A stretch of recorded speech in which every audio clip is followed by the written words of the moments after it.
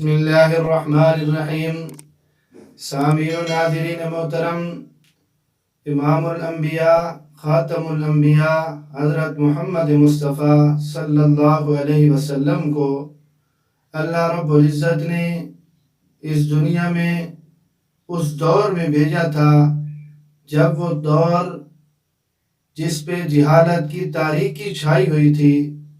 تو اللہ رب العزت نے ان حالات میں بھیج کر جو انسانیت پر ترس کھایا، انسانیت پر رحم فرمایا، جناب رسول اللہ صلی اللہ علیہ وسلم کا مبعوث ہونا، اس کے کئی مقاصد ہیں۔ ان میں سے چند ایک مقصد آپ کی خدمت میں پیش کر رہا ہوں کہ جناب رسول اللہ صلی اللہ علیہ وسلم جس زمانے اور جس دور میں آئے تو ہر سو جہالت کے اندھیرے تھے۔ جناب رسول اللہ صلی اللہ علیہ وسلم کا مقصد، آپ صلی اللہ علیہ وسلم کا آنا،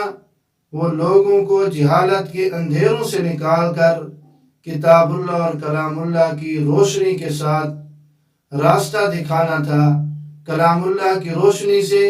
نور سے انہیں منور کرنا تھا۔ سیدنا ابراہیم خلیل اللہ علیہ السلام نے بیت اللہ میں کھڑے ہو کر بارگاہ رب ذوالجلال میں یہی دعا تو کی تھی نا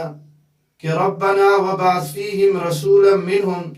یتلو علیہم آیاتک ویعلمہم الکتاب والحکمہ ویزکیہم انک انت العزیز الحکیم۔ سورۃ البقرہ آیت نمبر 129 میں موجود ہے۔ سیدنا ابراہیم خلیل اللہ علیہ السلام درخواست کر رہے ہیں کہ اے میرے پروردگار، ان کے درمیان ایک ایسے رسول کو مبعوث فرما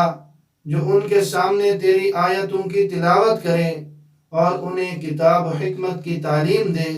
اور ان کے نفوس کو پاکیزہ بنائے، بے شک تو صاحب عزت اور صاحب حکمت ہے۔ اور اسی طرح اللہ رب العزت نے جب جناب رسول اللہ صلی اللہ علیہ وسلم کو مبعوث فرمایا تو اللہ رب العزت نے خود اس رسول صلی اللہ علیہ وسلم کے، اس آخری پیغمبر کے مقاصد کو بیان کرتے ہوئے سورۃ الجمعہ آیت نمبر 2 میں یوں ارشاد فرمایا کہ هو الذی بعث فی الامیین رسولا منہم یتلو علیہم آیاتہ ویزکیہم ویعلمہم الکتاب والحکمہ وَإِن كَانُوا مِن قَبْلُ لَفِي ضَلَالٍ مُبِينٍ، کہ اللہ رب العزت نے مکہ والوں کے اندر انہی میں سے ایک رسول بنا کر بھیجا ہے جو ان کے سامنے رب تعالیٰ کی آیات کی تلاوت کرے، ان کے نفوس کو پاکیزہ بنائے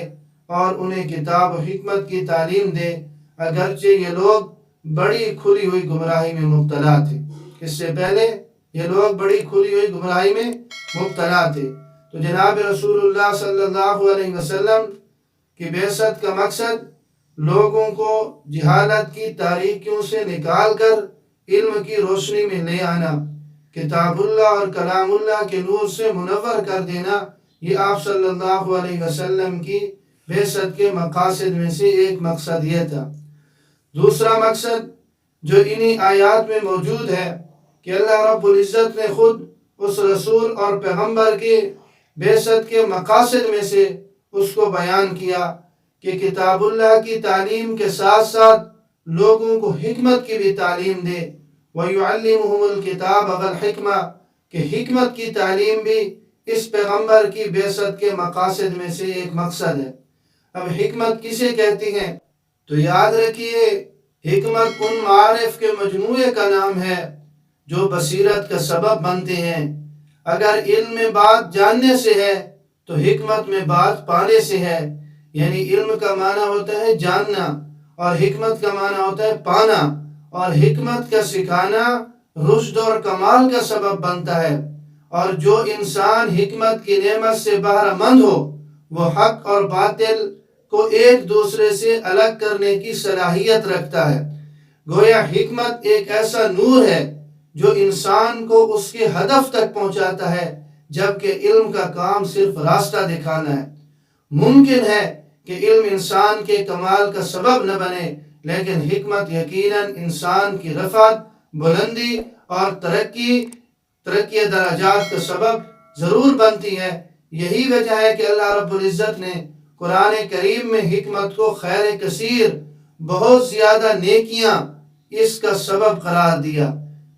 حکمت کو خیر کثیر فرمایا۔ چنانچہ سورۃ البقرہ آیت نمبر 269 میں موجود ہے کہ یؤتی الحکمت من یشاء ومن یؤت الحکمت فقد اوتی خیرا کثیرا وما یذکر الا اولو الالباب،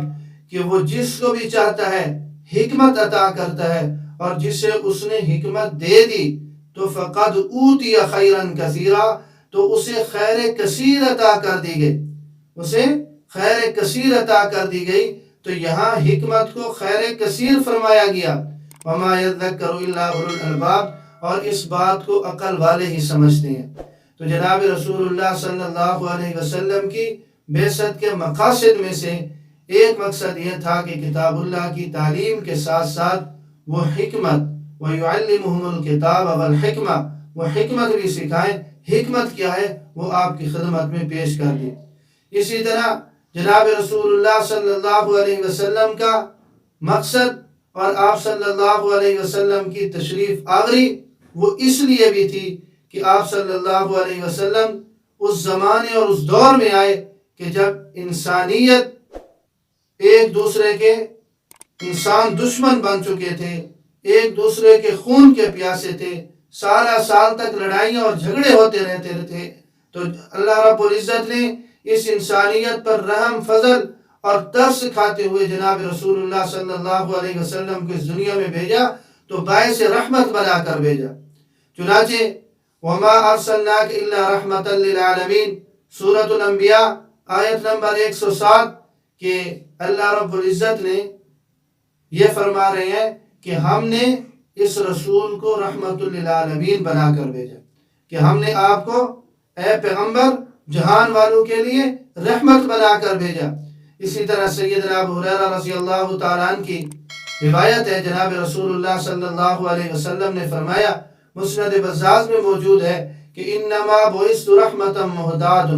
کہ میں شان رحمت کے ساتھ مبعوث ہوں، میری ولادت شان رحمت کے ساتھ ہوئی ہے۔ اسی طرح ایک اور حدیث میں حضرت ابو ہریرہ رضی اللہ تعالیٰ روایت کرتے ہیں، جناب رسول اللہ صلی اللہ علیہ وسلم نے فرمایا، انی لم ابعث لعانا ولکن بعثت رحمتا، کہ میں لعنتیں اور ملامتیں کرنے والا بنا کر نہیں بھیجا گیا ہوں، بلکہ میں رحمت بنا کر بھیجا گیا ہوں۔ تو جناب رسول اللہ صلی اللہ علیہ وسلم کی بعثت کے مقاصد میں سے